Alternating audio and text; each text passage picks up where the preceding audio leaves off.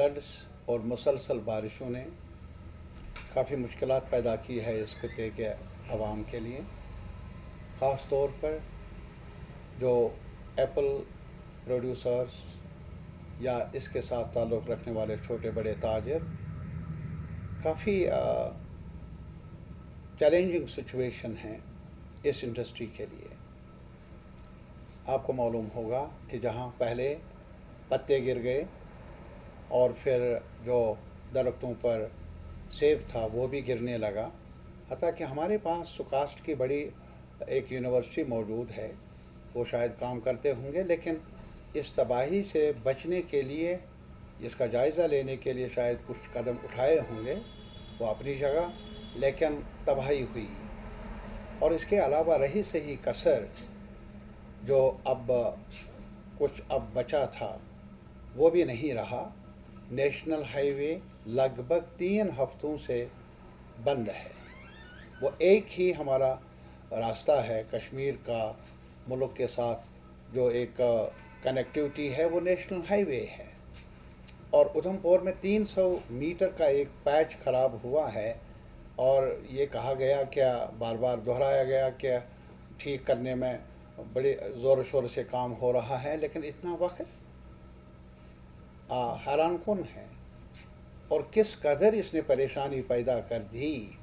क्या हमारे पास अब बचा कुछ नहीं है रोज़गार का। जहाँ तक सरकारी मुलाजमतों का ताल्लुक़ है, पिछले कई सालों से वो भी सिलसिला कम होते नज़र आ रहा है। और साथ ही साथ कोई इंडस्ट्री नहीं पब्लिक सेक्टर, प्राइवेट सेक्टर में जहाँ कुछ रोज़गार मिले। और रोज़गार का वसीला भी अगर है हमारे पास, वो एग्रीकल्चर है, और ख़ास तौर पर जो सेब की काश्त है।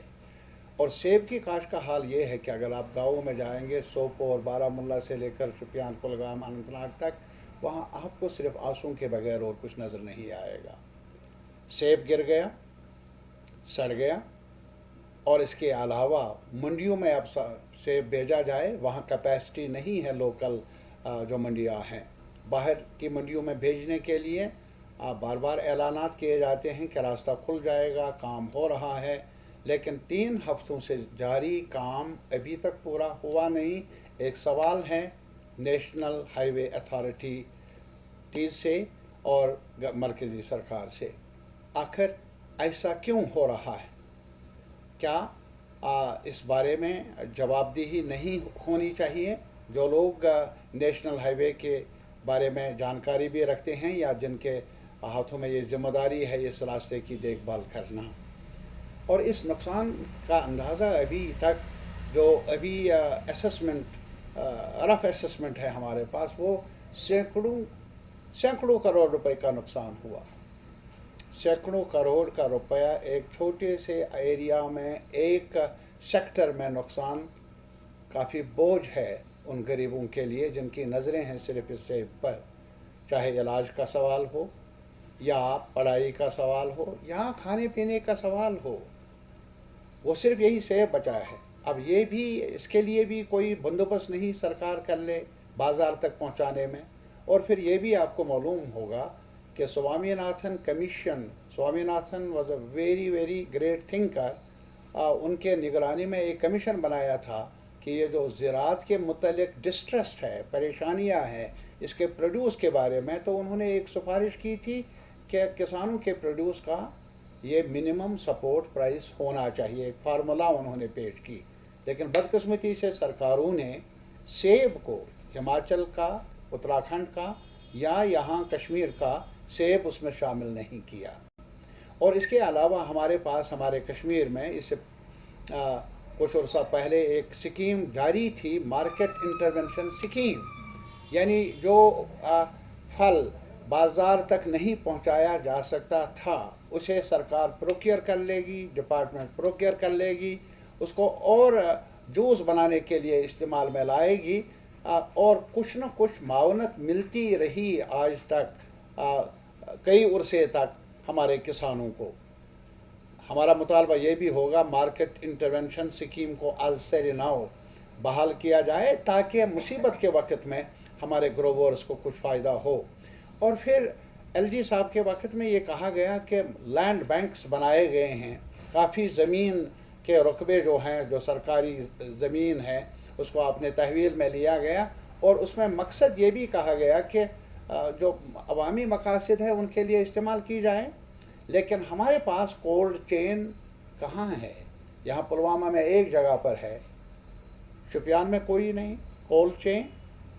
یہ شوپیان میں نہیں، اننت ناگ میں نہیں، سوپور میں نہیں ہے میرے خیال میں، بارہمولہ میں بھی نہیں ہے، بڑگام میں، یہاں ہمارے گاندربل میں نہیں ہے. تو میرے کہنے کا یہ مطلب ہے، سرکار کو اگر زمین بھی ہے، اگر کولڈ چینز ہوتے تو اس مصیبت میں کچھ سیب کو بچایا جا سکتا تھا. یہ بھی نہیں ہوا. اور اس کے علاوہ یہ بھی ایک پرائم منسٹر آف انڈیا کے نام سے ایک بڑی سکیم جاری تھی، فصل یوجنا سکیم، انشورنس سکیم. ذرا ان سے پوچھ لیجئے، جو ان کمپنیوں سے، جو ریلائنس کمپنی ہے، بڑے بڑے جو لوگ ہیں ارب پتی کھرب پتی، ان کے تحویل میں ہیں، ان کی کمپنیاں ہیں. لیکن یہ بتائیے سیب اس دائرے میں آتا ہے؟ سیب دائرے میں نہیں آتا ہے اس فصل یوجنا سکیم میں.